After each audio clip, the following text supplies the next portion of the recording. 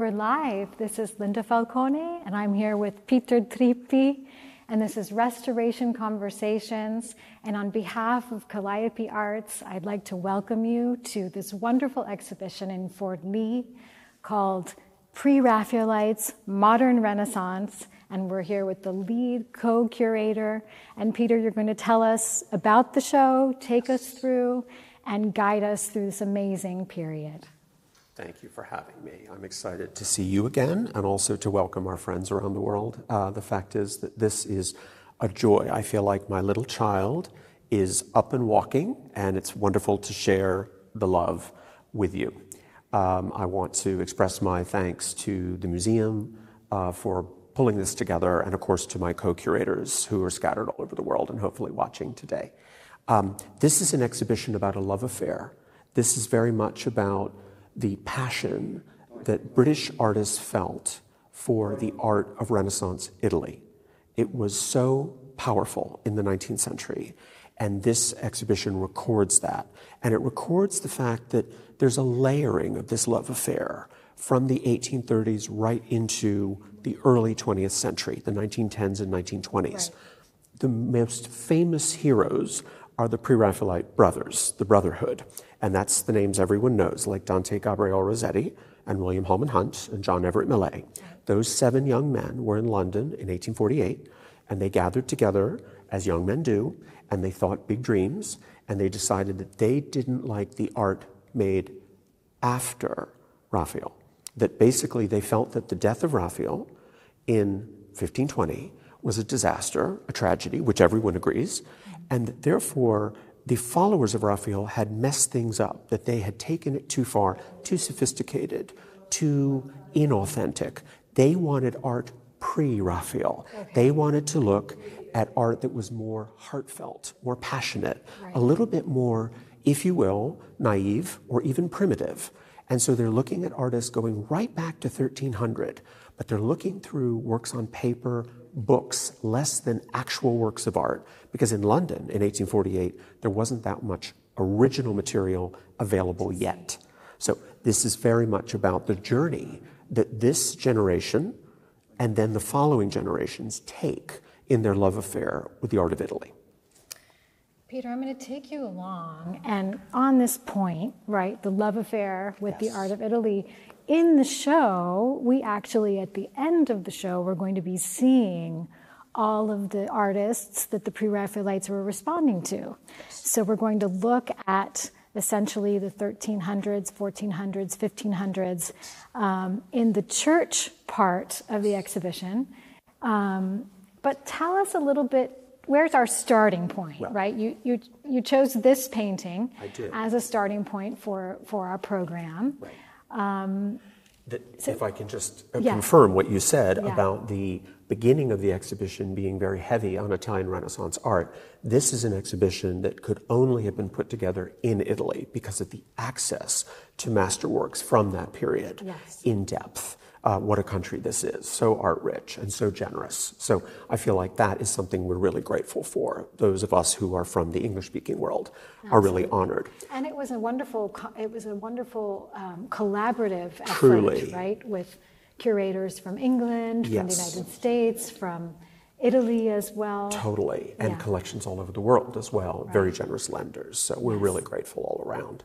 I chose this painting and this room and some other paintings near us to emphasize George Frederick Watts. He is a forerunner of the Brotherhood. He is not a Pre-Raphaelite himself, but he is very sympathetic to their aims, and he's an introducer. He's called England's Michelangelo during his lifetime, which was very long, from the 1810s into the 1900s, and he dressed like Signore, that he was absolutely very conscious of his role as an ambassador for Italian art.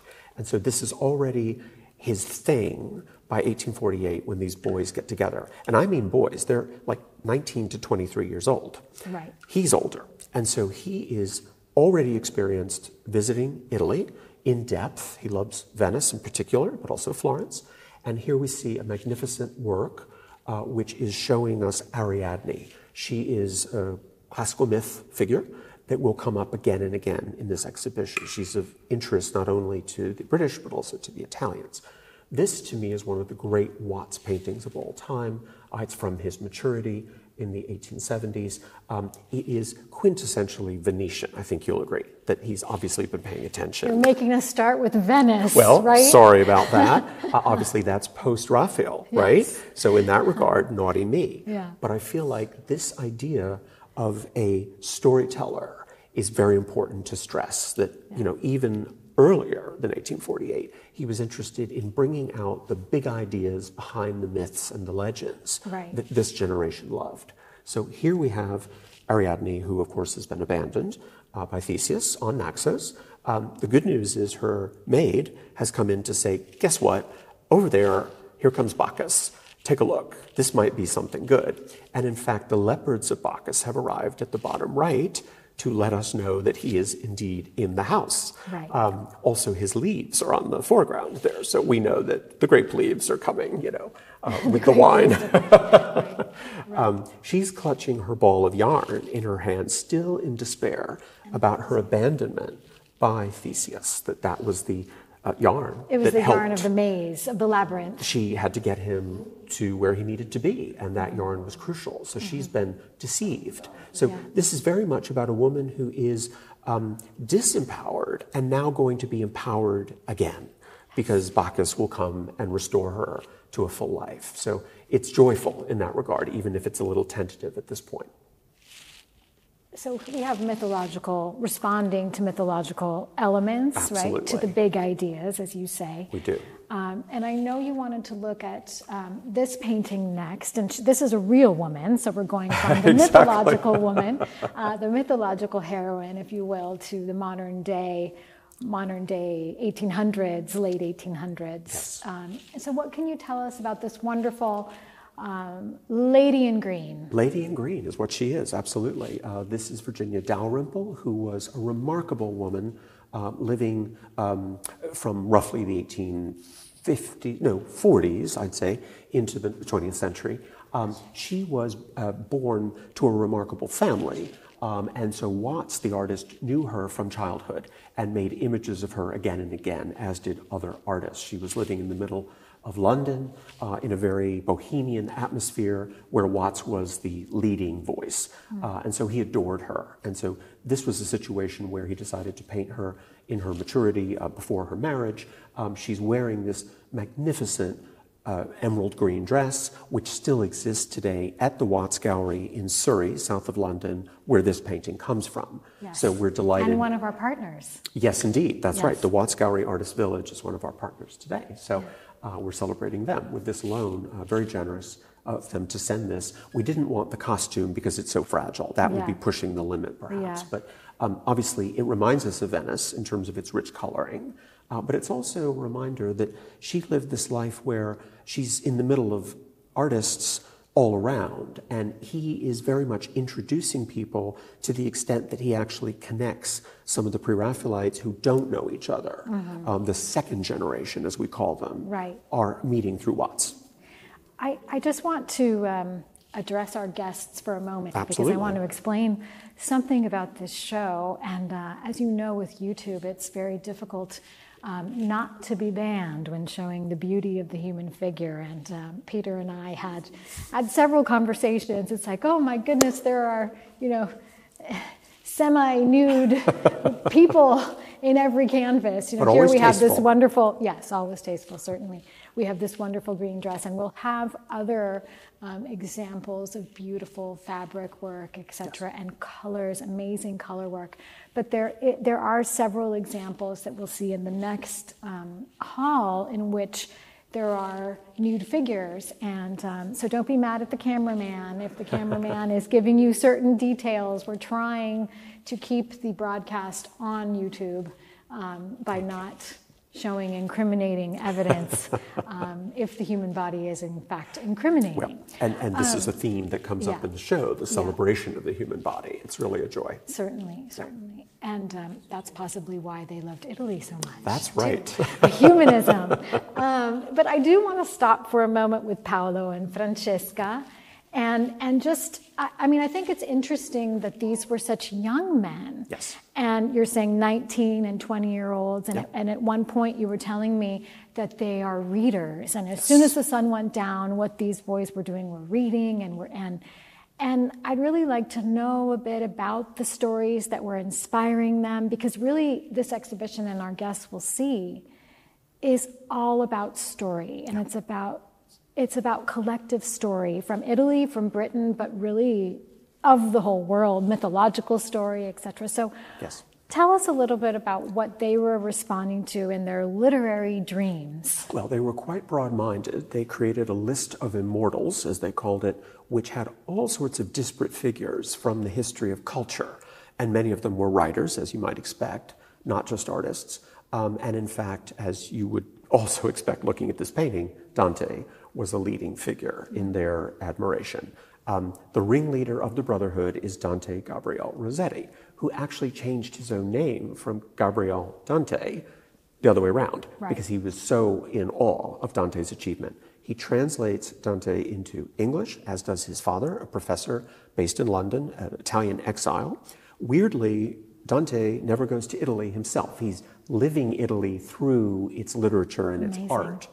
Paolo and Francesca, this particular picture by Watts, is a theme that comes up again and again with all of the people in our exhibition. They love this theme, but I think it really gets its traction from the ambassadorship of Dante Gabriel Rossetti. He loves the story for its pure romance, the idea of a couple who should not be falling in love, who do. It is adulterous and therefore a bit sexy, and that's something that's on the minds of these young men. But it's also incredibly romantic in terms of their after fate, this idea of whirling through hell together. At least they're together, even if they're in hell. Other stories that you alluded to would come from legend, from myth, from the history of Britain, certainly from romantic poetry. They're reading poets like Keats very closely, but they're also interested in Italian literature like Boccaccio. So it's a very wide-ranging set of interests, partly because they're in London, which is the capital of an empire. And there's a lot of literature pouring through London at that point. Yes. I think, for me, I'm really interested in the British legend and the stories of Britain, because I do think that they are, as I said before, universal. Truly. And certainly, Boccaccio and those stories, which is a whole other genre in and of itself, and written in the vulgar language. So there are a lot of exciting things, even from a linguistic perspective, but that they then transfer into image. Right. Word and image are so closely tied. And also, I don't want to ever suggest that just because there's a love affair with Italy, that they don't like their own country of Britain. They're very proud of it. They celebrate Shakespeare in particular. He is the national poet, if you will. And they're always addressing him. Peter, we have to stop. We're going into the next hall, but we do have to stop with Galahad, Sir Galahad. Absolutely. Because I think that this point is very important, right? This idea of the identity of Britain, very closely linked to what the identity of Florence then becomes. Indeed. Because what we're doing here in this show, really, is looking at how the English, or what in Florence were known as gli Inglesi, which could be any nationality, really, right? Could be American or other nationalities, etc. How they created this Florence mystique, right? And translated this Florence mystique, But certainly I want to give our guests the possibility to see this. I think this is a marvelous example of Watts at his medieval best. It is Sir Galahad. It is from the chapel at Eton College in Windsor, which of course is canonically English. In fact, this is very much missed right now by the students because it is used as a marker to remember the graduates of the school who died during World War I. So it has a living function as well as a decorative one. This is such a Venetian picture, of course, that Watts is celebrating a British medieval hero in a Venetian manner. And I think that says so much about the love affair, the back and forth. And we will certainly be seeing more medieval and Arthurian imagery downstairs in the final room where we are together. This is a theme that permeates the entire exhibition. And the Italians, by the way, liked it. The 19th century Italians that were watching all of this happen in Florence and elsewhere, were very admiring of this interest because it tapped into their own history as well, the Middle Ages. Come this way. We're going to let the camera pass you by. Let the camera pass you by, and then we're going to go in this way. Perfect. Okay, so Peter, we are actually at the end of the show. I do want to tell our guests that, first of all, because those who are anywhere near Forli, meaning anywhere near Florence, anywhere near Bologna, etc., definitely come. We're looking at a show with more than 300, I think it's 350 pieces, paintings, ceramic works, drawings, works on paper. Oh, yes. There's everything. Sculpture. I mean, it's massive. Textiles and glass, ceramics, jewelry. We're very proud of that fact because we wanted to make the point that this idea of the love affair goes through all the media, and that Britain was rich with activity in all these media. And we want that to be visible to the Italian public, because that's not always clear. If you just look at the picture books, you might think everyone painted and did nothing else. Right. Okay, so we talked about the Brotherhood, right? These kids, they're rebelling somehow against the academy, right? Yes. That's what we were looking at. They are annoyed by all of that sophistication and what they think of as sloppiness that's on view at the Royal Academy in the 1840s and 1850s. They have no time for it. Okay. So and it's a lot of dog paintings and landscape paintings. There's around a lot this time. of landscape, to be sure, but also anecdotal things. Things taken from novels, for example, to illustrate a scene, which they thought was boring and obvious. And why not just read a book that's illustrated? Why go see a painting at the Royal Academy that's doing that? Right. So there's more desire to stop people in their tracks and make a point. Now, the good news is that impulse to revolt is classically absorbed into the Royal Academy by deft leadership. That the British way has generally been to let a rebellion percolate and then to accommodate the main complaints into the system rather than shut it all down. Right. And that, I think, is so precious, because Britain has remained relatively stable over many centuries, partly for that reason. Right. Certainly there's been unhappiness in their past, like the Civil War of the 17th century, but since then, not so much. Basically, by the 1860s and 70s, the Royal Academy had taken on some of the lessons that these youngsters had to share. Part of that was through the advocacy of John Ruskin, the great critic, who defended them from attacks at the very beginning. And then also part of it was the changing of these artists themselves as people. They're young at the beginning, and of course they're going in different directions ultimately. No boys' club ever stays together forever. They stop being boys. Right. So John Everett Millais, for example, ultimately, if you can believe it, becomes president of the Royal Academy. I mean, that's how much his journey changes over several decades. So I love that aspect of the Royal Academy, and so we're really grateful to have lots of loans from the RA, as it's called, because that underscores their connection to this ongoing story. So this is one example, by the way. We are going to get to the women as well. Yes, indeed. There's a lot of foreshadowing that we're going to be doing. Right. But it is a process, because certainly the women come a bit later in terms of, here we're in the third generation already. We are indeed. Okay. Yes, Poynter, this artist, E.J. Poynter, is a fascinating figure because he starts as a Bohemian, studying in Paris. He's from Britain originally. He becomes an agent of change for women's education. He, as a leader in the 1850s, 60s, and 70s, makes sure that women are able to get better, more formal art education in certain schools, like the Slade, for example, which still exists in London today. He's also teaching women at the Royal Academy schools later. So he is so helpful that way. In this case, he's absolutely a classicist, among many other things, and we see the influence of Michelangelo here on the right, definitely that incredible, sturdy female figure. This is a fortune teller, so she's looking into the future with the crystal ball, and the women are listening with rapt attention to what she's about to tell them. She's amazing. Amazing. Yes, he's a really gifted draftsman, extraordinary, and also a colorist. He really gets it. This contrast between marble and richly colored fabric is very deft. Beautiful. Yeah. So they were responding, right, as you say, to Michelangelo. They were responding to Botticelli. Well, they were responding to yes, to many the different. San Marco, right? Fra Angelico at the beginning, Yes. for example, Yes. is a real hero. I think that this idea of change over time as Italian artists are discovered and reassessed is very important to mention. That the British and the Germans, to be fair, were writing up the stories and accounts of Renaissance artists in a really respectful and admiring way. One example would be Botticelli, that he really was a nobody in art history until the 1860s. But they're writing his stories, you mean actually through narrative or through painting?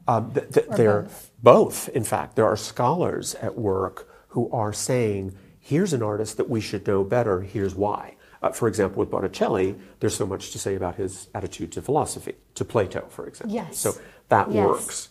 And this. I'm sorry, we walked by something. I was thinking, wait a minute, come on. I'm entranced by what you're saying. I'm sorry. No. This is the real entrancing painting.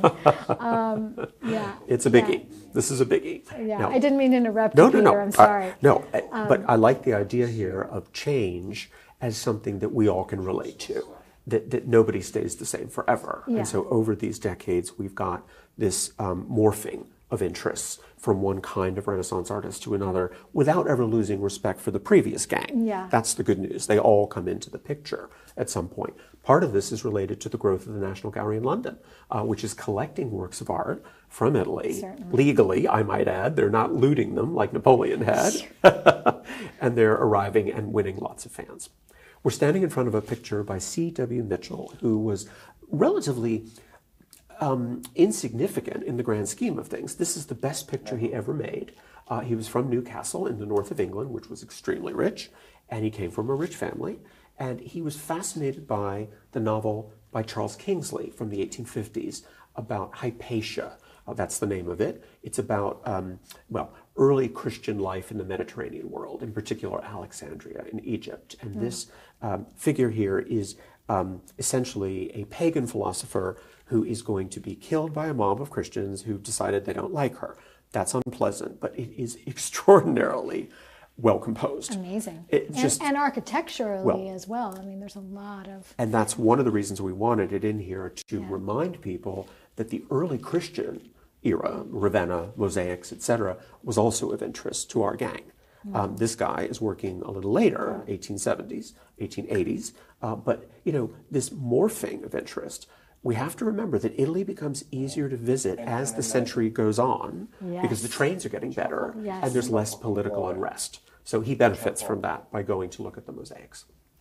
Yeah, with the unification. Because, so if we started in 1848... Right, when Italy was a mess. Italy's a mess. It becomes safer. Much safer from the 1860s. And then they can come and go to their villas and winter in Florence, the Florence for example. Experience. We've got two more to talk about here. What's not to love? What's not to love? Exactly. Now we're jumping in time to about 1900. These are beautiful with a capital B and quite decorative. I don't mean to be... actually, can you take a step back, Peter, just so... Of course. These are two artists who absolutely knew each other. Edwin Austin Abbey was actually from the United States, but worked in England and was very successful. The other artist is Frank Cadogan Cooper. We can see that these are elaborately dressed women. The costumes are very self-conscious in terms of their Renaissance evocations. It happens that the brocade on the figure by Cooper is taken from a portrait by Giulio Romano, which was in the Royal Collection, a very famous portrait, at one point thought to be by Isabella d'Este. So it was much talked about, and the fabric is fantastic and Venetian.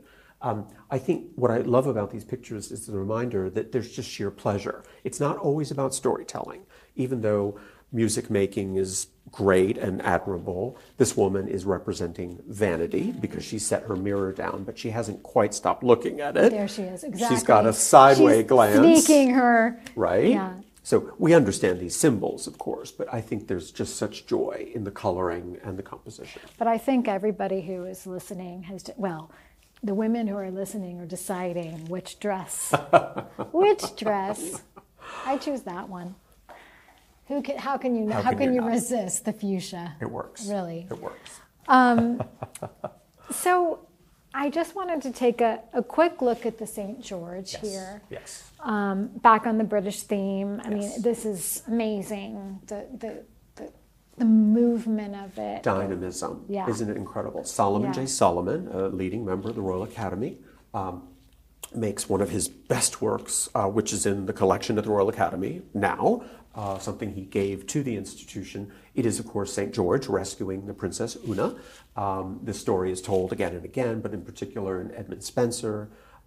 It seems to me that the sheer pivoting and swirling is just catnip, that he really understands how to get that tension going on a grand scale. It is so Venetian, but it's also remarkably modern at the same time, because there's this sense of the male macho hero, which was very much being put across in illustrations, that square-jawed gentleman, sure, he could be Italian or English or even American when we think about the golden age of illustration.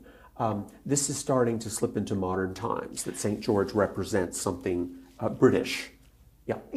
Yeah, but even in terms of painting, I think, I mean, the swirl of her robe is just fantastic. Modern. Absolutely modern. Yes. Yeah. So this really would hit it in many ways at the Royal Academy. That this is the sort of picture that really was loved by the public. I can't stress enough how visible and central the Royal Academy summer exhibitions were to British visual culture. So if you were a star there, you were doing very well. Okay, Peter, but what of the women? What of the women? Because the Royal Academy, there were other academies that were developing. Tell me a little bit about this. I'll tell you about that. Right. It's ironic that in the 18th century, two of the founding members were women. Yes. And then suddenly, no more women. Yes. In 1860, a woman submitted drawings for the application using only her first initial, not her full name. She was admitted. And then they realized, oops, we've just done something we shouldn't have done. We've recognized talent coming from a woman. And of course, she didn't get in, ultimately. Oh, she didn't get in? No, but it all worked out in the end. Basically, she got what she needed ultimately in the way of training. I think that it really doesn't start to break, the logjam. It doesn't begin to break until the 1870s. And that's when women begin entering places like the Slade and the Royal Academy in larger numbers. And certainly by 1900, there's this whole groundswell of professionally trained women artists working, and we have lots of them in the show. I'm delighted that we have 15 artists who are women in the show overall, so that's a great joy. They're scattered throughout, but primarily toward the end for the reasons I just explained. Yes. But here, where we are now, where we're entering this corridor, that's the year scheme, right? Yes. Absolutely. Okay. This is a gallery devoted to the later phase of our story and also to the love affair with Florence in particular. So this is something that ties together. Coming back to our chat about it was easier to go to Italy after unification in the 1860s. Exactly. And I would argue that by 1900, Florence is very much a British city. That there are 2 Anglican churches, not one, in the city. Yeah. There still is a Protestant cemetery, of course, yes. Where we can go and look at important tombs of people like Elizabeth Barrett Browning. Of course. So this is very powerful, and sometimes we forget these things. So absolutely. This is a painting by John Rodham Spencer Stanhope. I wrote my master's thesis on him at the Courtauld in London, so I feel very strongly about him. He was a remarkable man, born very wealthy, had asthma, so he went to Italy every winter to escape the awful fog in London. Yes. He fell in love with... And why wouldn't he? Really? Of course. Fell in love with Florence, yes. of course. Yes. And bought a villa in Bellesguardo, as one does. Yes. And filled it with treasures that either were acquired, like Botticelli, a Madonna and Child that he owned, but also his own decorations, that he loved to decorate furniture, for example, and he made his own beautiful paintings. This is one example, essentially, about the notion of, the exact title is The Gentle Music of a Bygone Day, which is from poetry, of course. This idea of William Morris, the poet, not only making decorative arts that we will celebrate downstairs shortly, but also inspiring colleagues through his poetry is very meaningful.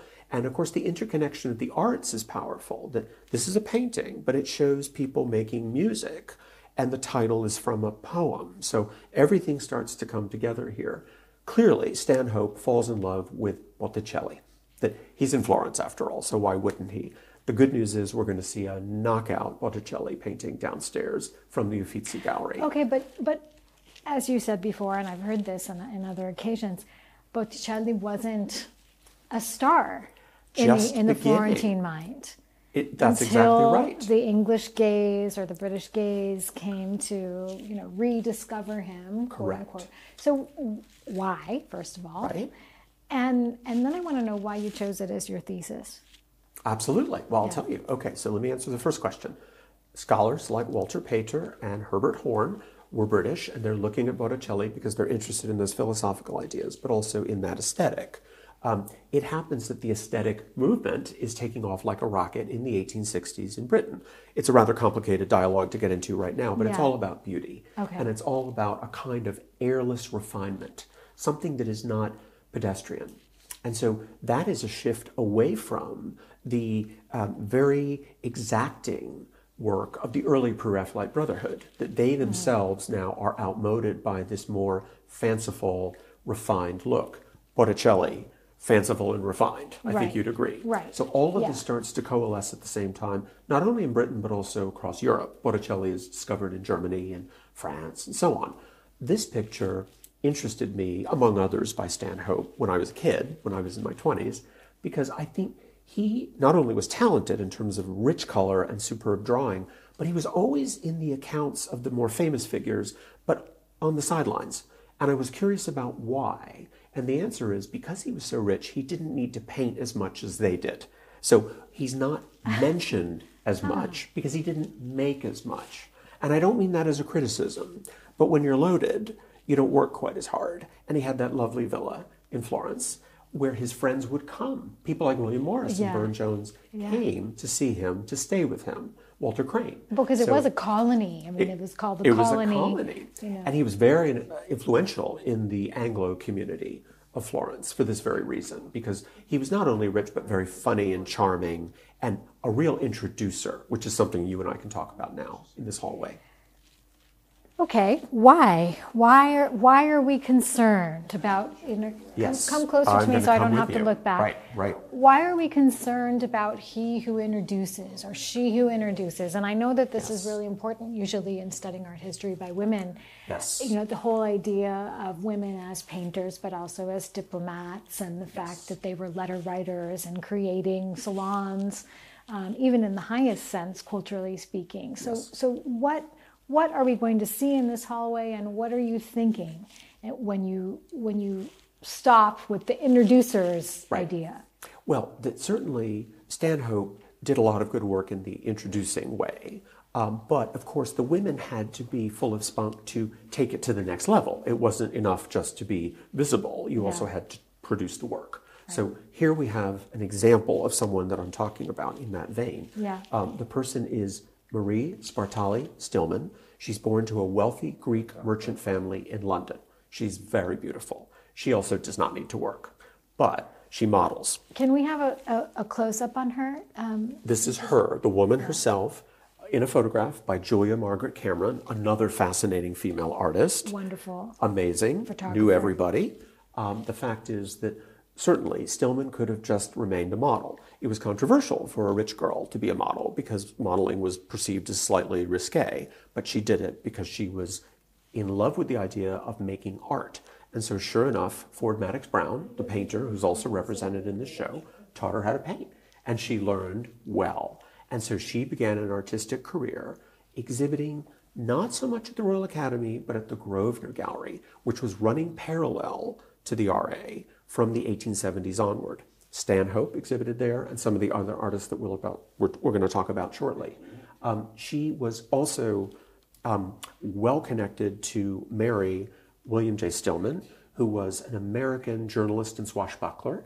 They lived in Florence for several years, so she got to know Florentine art even better. She married Stillman. She married Stillman, so her surname is Stillman, and they had children, who, by the way, too, became artists, women. So there's this legacy going on in that family, which is very powerful. But this idea of women being first models and then artists in their own right is quite common, and quite common with the Pre-Raphaelites, if I'm not mistaken. Absolutely. Elizabeth Siddal is an early example from downstairs, from the early phase of the Brotherhood. She's the model who most famously poses to be Ophelia for Millet. She is Dante Gabriele Rossetti's wife. Exactly. Yeah. That's right. Yeah. Okay. So she had a short life, unfortunately, so we don't have as much of her work as we would like. Yeah. Fortunately, we have a lot of work by Stillman. This is a wonderful example showing an idealized portrait of Hera, the goddess. I, if you will, discovered this in a warehouse in Massachusetts, owned by Historic New England, which is a wonderful nonprofit organization based in Boston. I was co-curating an exhibition with a colleague, Nancy Carlisle, about the paintings collections at Historic New England. This was in storage, safe and sound. It descended through the family of Charles Eliot Norton, the great scholar at Harvard, who also was the leading champion of Pre-Raphaelitism in America. The family did not give a house with the gift of art. Therefore, this was in storage, not on display. I said, this is a Stillman from a prime phase of her career. Yeah. We had it conserved. And by the way, conservation is a huge player in this exhibition because so many works have been conserved. And now it's on view for the first time in Italy. We're thinking it probably was made here and hasn't been back in 140 years. So. Okay, so two things on that, Peter. The first is, how did you know it was a Stillman? Is it signed? Did you recognize it? It's signed. There is a monogram, absolutely. So that was not so hard. They did have it recorded correctly, but they didn't quite know what to make of it, if you see my point. Right, yeah. right. Yeah. It also was damaged because it's on panel. She has the peacock. These are all symbols of Hera, right? The peacock and the pomegranate, which you often see. And also this idea of the peacock feather as an emblem of the aesthetic movement is wonderful, that this was the leading symbol for beauty in this period. This Grosvenor Gallery gang that we're talking about loved the peacock feathers. So she's giving us a sign not only of Hera, but also of her allegiance to the aesthetic movement. It's a very sort of unique portrait of Hera because Hera's usually represented in a far more severe way. Yes. Or a higher level. This is more of a country. Exactly. A country girl, right? This is it. We love it. We're thrilled to have it here. Yeah. Come walk here. Right over here. Yeah. The other thing I wanted to ask you, because it is so important to us as an issue, but it's also important to you within this show, is the question of restoration. Yes. So you were saying that a lot of the works that are on show were restored by the funders and the organizers. Exactly. Now, to be clear, that when a museum that wanted to lend to this show said, we would love to lend, but there's a problem with the condition, this team here in Forli said, no problem, we will underwrite the conservation at home. You all take care of it at home, whichever country you're in, and send us the bill. And we're so impressed by that because it says that we care about the condition of the object and want it to travel safely. And instead of saying, no, thank you, your problem, good luck with that, there is a commitment on the part of this team here in Forli. And so that moved me a great deal. And by the way, there's a list in the front of the catalog of those treatments. So it's not just me telling you. It's all written down. And the catalog, don't have it sent to your home because the catalog is this big. It's quite a tome, amazing, and to work out. Certainly your co-curators, which I hope they'll be all named at the credits at the end of the program, and I hope you had a look in the first slides before the broadcast. Certainly, we're very thankful to you and to the museum for hosting us today. It's our pleasure, our amazing. Honor, truly. But here we are. Let's just stop in heaven for a moment. Just a moment, yes. And tell us what we're seeing. This is a work by J.M. Strudwick, who was running in this same circle, the aesthetic movement. He was a studio assistant to Burne-Jones and also to Spencer Stanhope. So he knew these people well. He was able to watch them work their magic, and then he made his own magic. So this picture is very typical of a mature Strudwick style, where he's very much looking at the art of Italian Renaissance masters, in particular, let's say Lippi, and looking at that fine, fine draftsmanship. The coloring is so delicate. I mean, there are diverse colors here, but they're very toned down. The actual story is about figures arriving from earth below, coming up a ladder into heaven, and essentially being processed. So we have these people without halos, like the woman here, the young man here, being welcomed by these angelic figures into heaven. So it is very symbolist in that regard. It's Christian, but it's also metaphysical in a way. And I think that that's an important point about this era, that they're not just Church of England people. They're also thinking about the big ideas, yes, as Watts did before. Yes, absolutely. And in fact, I wanted you to take a step back, because I want our guests to be able to see this beautiful scene as well, which is linked to symbolism too. As well, life and the circle of life, etc. So can you tell us a little bit about what we're seeing in this circular painting? Again, by Strudwick. This is something where it's called Passing Days. And so this young man here on a kind of throne is contemplating the circle of life in which he is involved, this notion of youth passing into old age. So, in fact, all the figures around him are female. So it's not really about him and him imagining himself. It's very much about woman as vessel of symbol or meaning.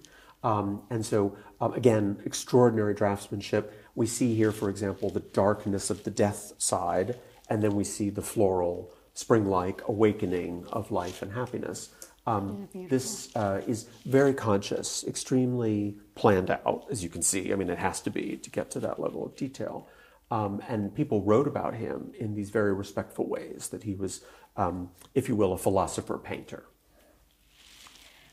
So this idea of women as the vessel, or women as the allegory, and this is something that, you know, we see in every single painting almost has a woman figure representing either a story or representing a mythological principle or a human principle, etc. So, you know, even just the fact that he's representing the passage of days of his own life, but it's in the female vein. Right. Can you tell us a little bit about this element, how women were represented within stories? Right. I mean, I think this gets complicated in the sense that we, from our vantage, get anxious about women being passive, that we would rather think of them as active. Now, to be sure, they were active in this period. Their stories of activity are not as well recorded as the male stories of activity, and that's something we're working on now as a field. I would say that it is a mark of respect that women were used as vessels in art making, but of course that's an ancient tradition. I mean, it goes right back into antiquity. So that's not so revealing. What I find fun is that this generation of male artists were taking the work of their female colleagues more seriously. And that is proven at the Grosvenor Gallery by the work of this artist, Evelyn De Morgan, who is right there in the Boys Club showing big, ambitious pictures that are right there alongside Strudwick's or Burne-Jones's or Stanhope's. And she's being exhibited in the gallery as well. Absolutely. She is selling from those major galleries at high prices. This is not a lady keeping busy in a spare room. Right. She is a professional artist. Now, she has one advantage, and you've heard this before, of course, being an expert on Renaissance women. Her uncle is J.R. Spencer Stanhope. So he's the one who turns the key at the beginning, where her family would prefer that she marry well and just keep quiet. She wants to be an artist.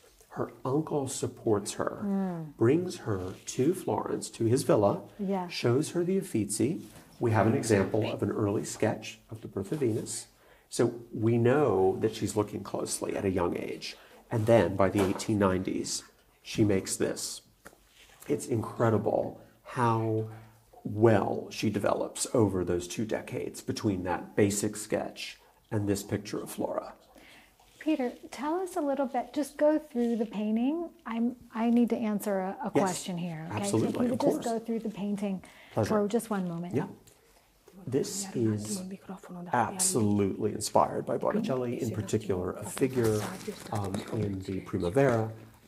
We know that she was looking closely, taking notes in her sketchbooks of the masterpieces at the Uffizi, which she could access regularly. It is not only an homage to Botticelli, but it's also a celebration in a symbolist way of flowers and spring and all the things that they can mean. I mean, they're just simply flowers everywhere, recorded in great detail, but also fruit groaningly ripe. Yeah, I have to interrupt you. Yeah. We've been asked to stand in silence just for a minute while we do a change in microphone. Okay. So it's actually a wonderful picture in which to stand in silence. I agree. So we can actually turn in this direction and enjoy the painting. Actually, it's quite a privilege, I have to tell you, because you discover things. I've seen this painting several times. I've walked by it several times. I hadn't ever looked at the birds before. They're marvelous. They are enjoying the fruit. I mean, I've always been so entranced by the figure, by her dress, by the forget-me-nots, that there are so many things that I hadn't noticed about the picture. But what about that frame, Linda? Do you know that frame was made in Florence at the time the picture was finished, and this has not been back in Italy since. So it's exciting to celebrate that return. This has been loaned by the De Morgan Foundation, which is the largest single collection of Evelyn De Morgan's work, as well as her husband, William De Morgan, the great potter, who's represented here too. The De Morgan Foundation is a co-sponsor of today's event, which is great, and we're grateful. I just think that perfect mix of painting and frame is worth mentioning, because this is all about abundance. The carving of the frame is masterful. Can we get a detail here? And I'm curious now to know if it was done in the Oltrarno neighborhood. Let's look into because it. Because they were in Bellosguardo. Yes. So they were Oltrarno. I mean, it was in the hills of Bellosguardo. There it is. And so it very possibly could have been the Oltrarno neighborhood, which continues to make. Which still is very frames. art-minded. Yeah. Sarah Hardy, who is director of the De Morgan Foundation, is coming to see this in late April. So I will ask her right there. Definitely, please. Un saluto for Sarah. Yes. Right?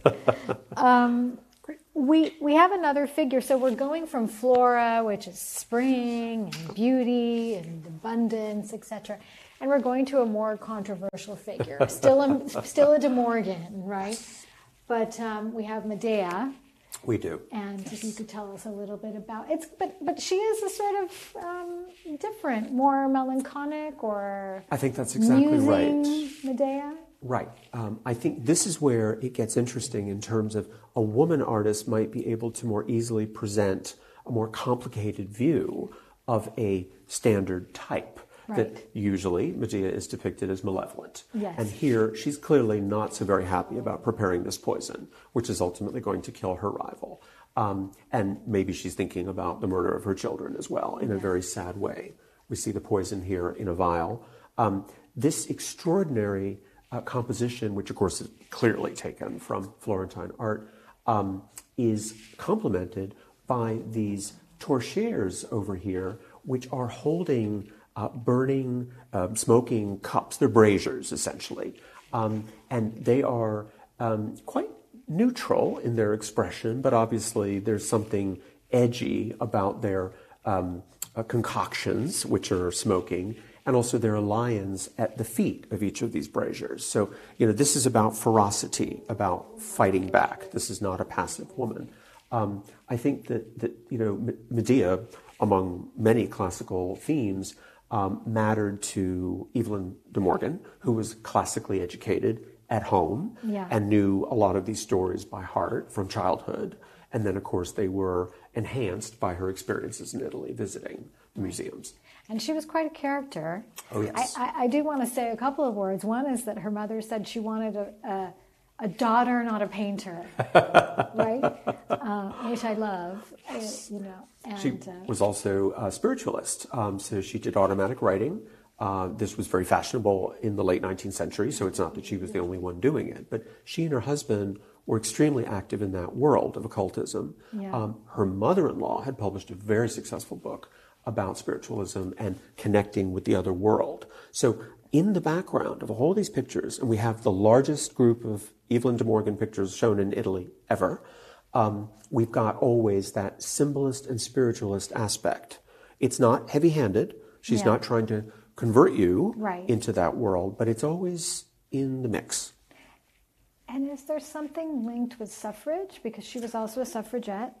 Absolutely. So Speaking of female agency. Yes, exactly. What can you tell us from that point of view? She signed in 1889 the Declaration of Intent to have women vote. And of course, it took decades for that to happen in the UK, ultimately. Yeah.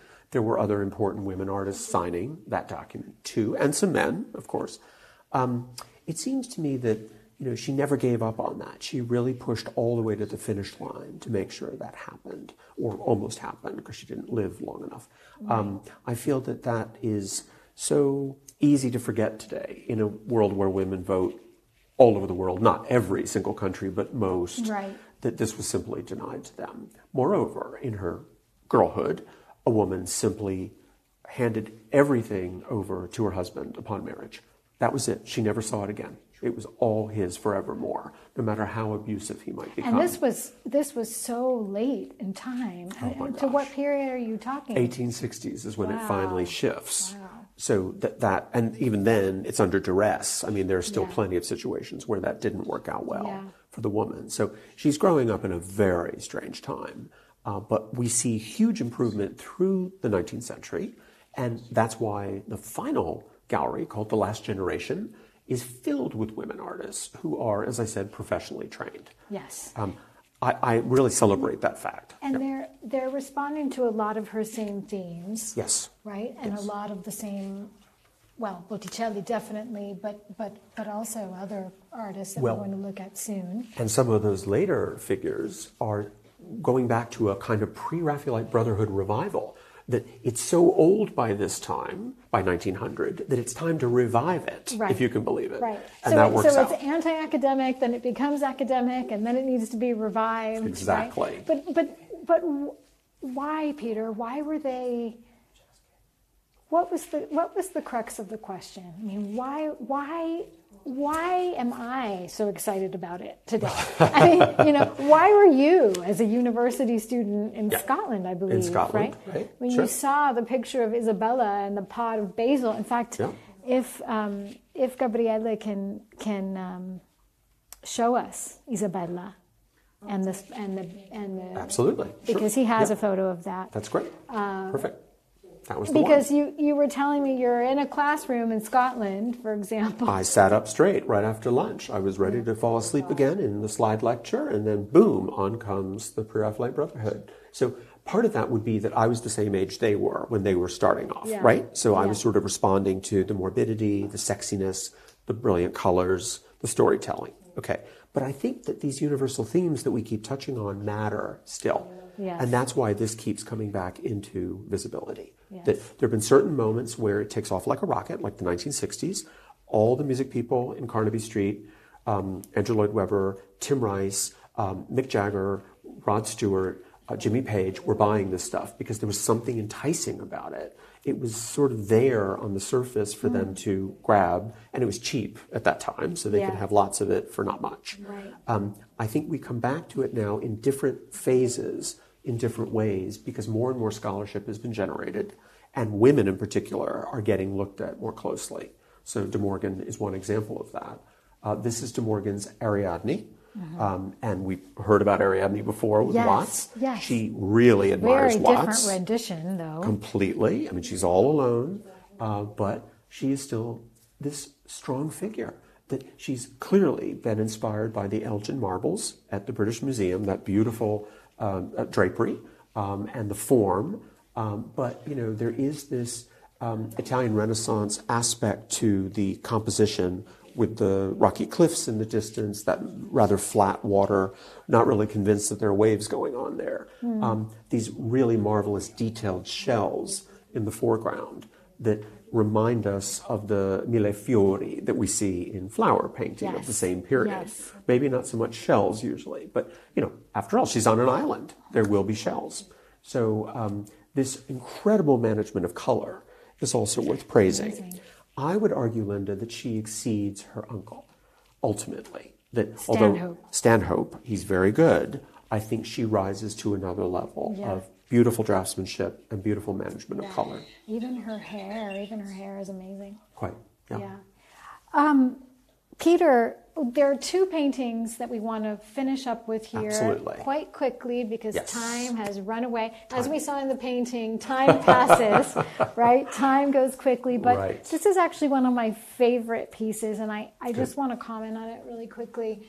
You have the Angel of Death, and what I find most moving, if I can just share with our guests, is this Angel of Death is actually very similar to a Madonna.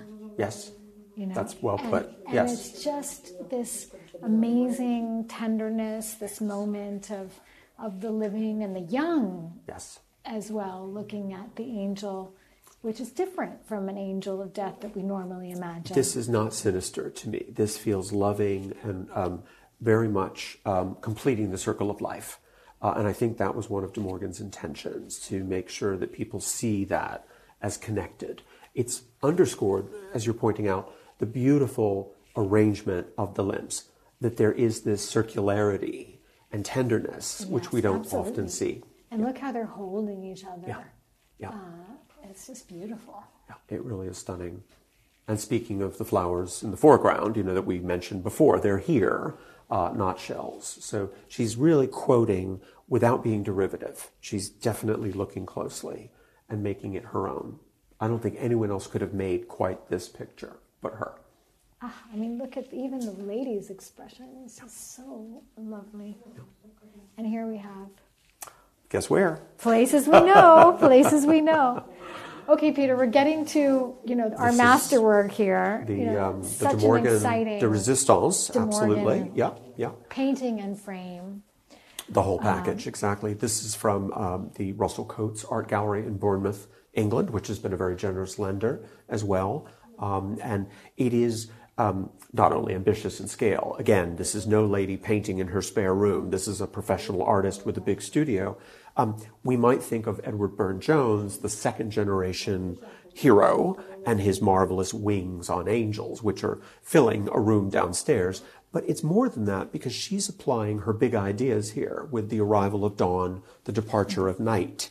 This is, again, a spiraling, circling composition, very much about the big ideas of universal, in this case, the time of day. But it's more than that, isn't it? I mean, it's about knowledge as opposed to ignorance, for example. You can read this in different ways.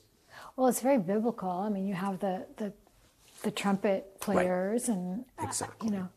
Yeah, really marvelously drawn, beautifully colored, and this very high finish is also very enticing.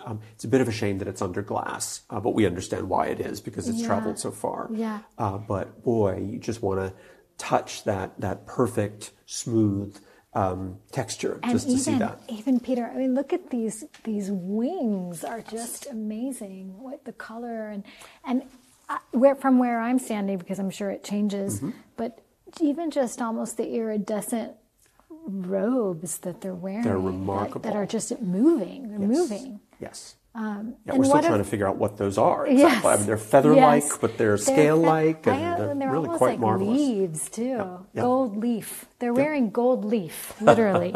And what about the frame? To my shame, I don't know enough about the frame. The really amazing story about this picture, just to be clear, it was acquired by the Russell Coates family as an Edward Burne-Jones. Some unscrupulous dealer had changed the monogram from EDM, like Evelyn De Morgan, to Edward Burne-Jones. So it was a high price paid for it because it looks somewhat like a Burne-Jones. then the sister of Evelyn De Morgan, who protected her sister's legacy, Yes. said, hey, you've got my sister's work. You don't have a Burne-Jones. And they said, oh, okay, we still love it. And they kept it in the museum. I love that idea that a woman was dissed and then restored to the role where she belongs. Yeah. And the museum so played common. its part in a good way. Yeah. No, it's much more common than one imagines. How often works are misattributed. Exactly. You know, really. Well, this happened in this case. I don't think the man who bought it was at fault. I think that he just hoped it was a Burne-Jones, but he'd been deceived. So it happens. You know, I mean, it shouldn't, but it does. No, of course. And that happened well over 100 years ago, by the way. I mean, that's not something that's just, 1950s. So anyway. I love to think that it's behind us. And as we proceed, right now we're actually going into the elevators. We're going to do something very difficult technologically hopefully to take our viewers into the elevator. And hopefully we won't lose the Wi-Fi connection. Okay, now if we do lose the Wi-Fi connection, we have Giacomo downstairs with the camera, so you won't actually lose the broadcast. You might just lose us for a couple of minutes. So if our here we go. How about that? Wow. You just wish it and it happens. Okay, let's go in. Let's go in.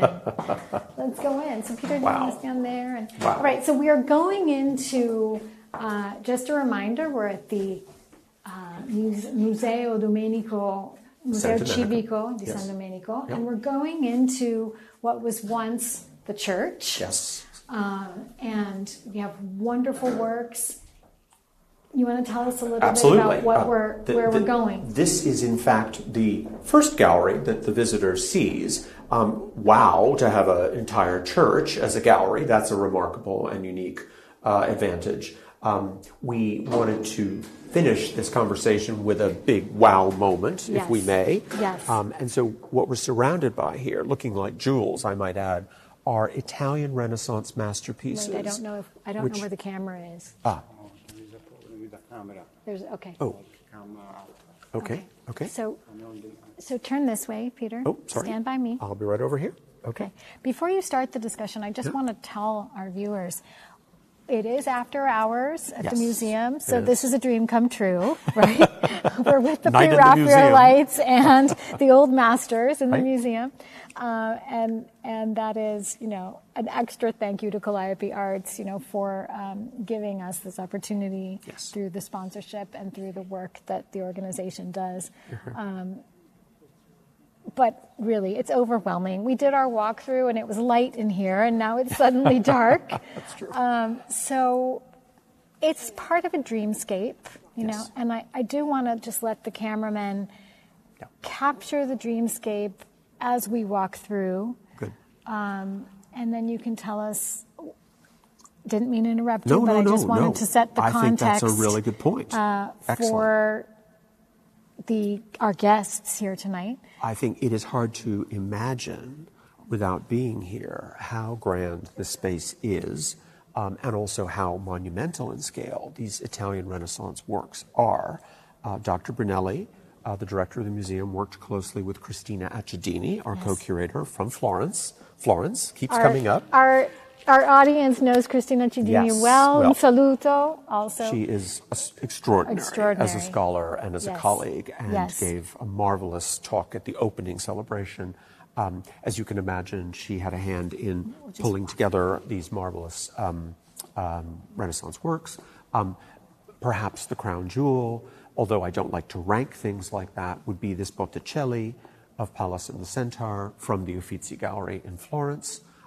It is, of course, canonical in every way. It represents Botticelli at his best, but it's also highly relevant to this show. And therefore, we appreciate the Uffizi's generosity, and we hope that when they come to see this show, they see how such a work fits into the overall thrust of the project. That this is very much about the influence of this great master from the 1400s on 19th century British artists. And indeed, in just a moment, we'll see a clear example of that influence. So just a reminder, Pallas is Minerva, right? Yes. She is a representation of Athena Minerva. Yes. And you can see the olive branches, the crown. Wonderful, wonderful painting, absolutely beautiful. Well, it is, as I said, surely missed at the Uffizi because it's just so important, and we're really gratified to have it. It's also a wonderful stroke of luck that not only are we about to see some marvelous tapestries by Burne-Jones, but also the Burne-Jones room here is the former refectory of the residents of this monastery.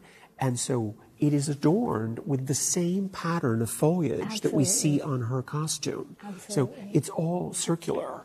It seems as if the fates have brought all of us together with these works of art in this building. It's quite uncanny, actually.